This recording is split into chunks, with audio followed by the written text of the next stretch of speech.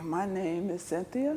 I've been in Women Live with Hope for 5 years. I'm the treasury in the group. I take care of the money. My name is Rose de Jesus. I am like the one that is responsible in getting the programs and sponsors and stuff for our group.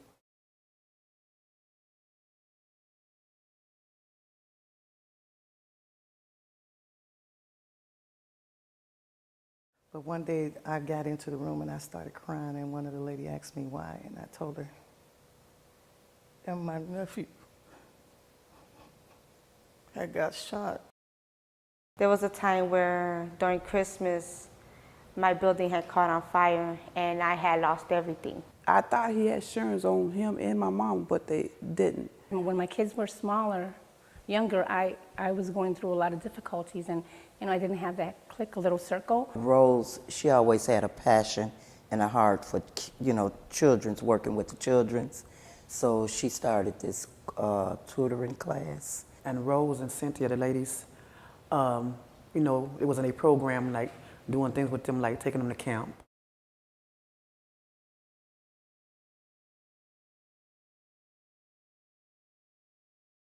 We all got together and we started noticing we all had little issues, and we would get together but we wouldn't want to share. I was like so drained, and I just didn't think I could make it through the day. Just being there for her and being able to encourage her and let her know that things would, work out, everything would get better. We just got together then every day at the parent room. We was talking. Then I began to want to be friends with her. And one day they said, "Mom, this lady want to meet you." And I said, "Well, tell them I'll be down there to see them. I'll come." And I kept saying that. So one day I said, "I'm going to go see what these ladies want." We need to get a group there. We need to get a group together. We need to do something for women, because women are going through all this stuff, and women need to talk to people. But then, little by little, I started going into the schools and going to the meetings, and that kind of helped me. They all pitched in, helped out people from different places, Pennsylvania and everything, sent me gift cards. It was at the funeral, they was at my house, they was like cooking food, and they was supporting me. And that's something that I wanted. That's something that, at that time, I needed that. I was at home doing nothing. So when I met these ladies, I got out more, did things. Like I volunteered in the community, in the neighborhood, at the schools. I might go through something right now, but then another parent down the line is going to go through the same identical thing. Some of the women that's older than me, and they've been through some stuff that I've never been through, or I'm going through it. We call each other, we empower each other, we empower other women. And it's very important because as a mother, we lose ourselves. Sitting around and talking, about problems women have, and then it just developed from there. There was a mom that she walked into the room one day and we were all sitting there, we was talking, and she came in and she said, "I'm in a shelter and I walk here every day." And we were able to go as a group and say to the school, you have to be there for this parent.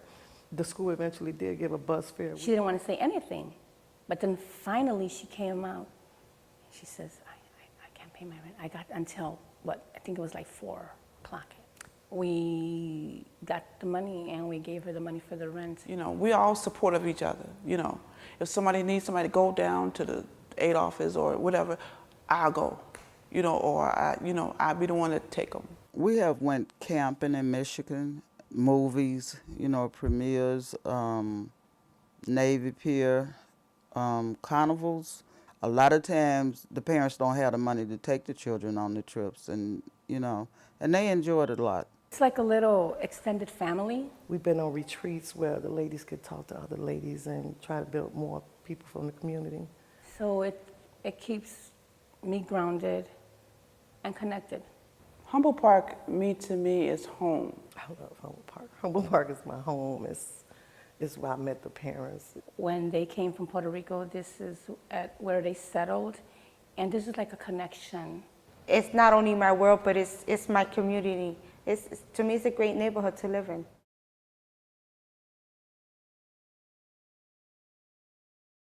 A lot of the stuff that we used to do when there was funds, we bought book bags. Kids need winter coats.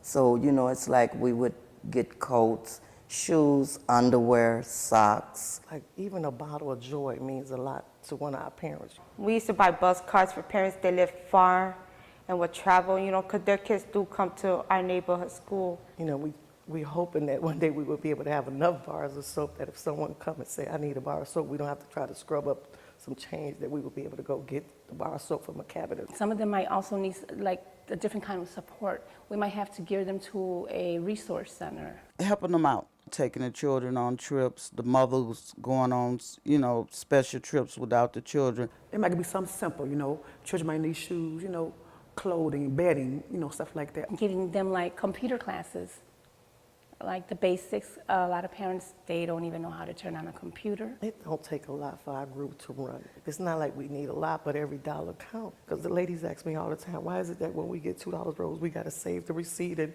why is it we got to get signatures? And I say, you know, I don't ask that. This is how all agencies should be run. Everybody that get millions and millions of dollars in our community should be held accountable of what they spend that in.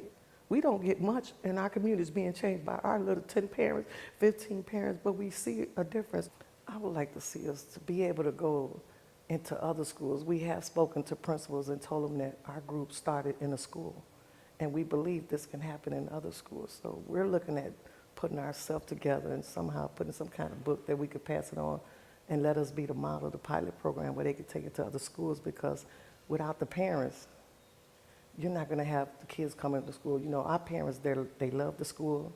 My kids know this group means a lot to me because they gave me something that I needed. They're a real big part of me and my family.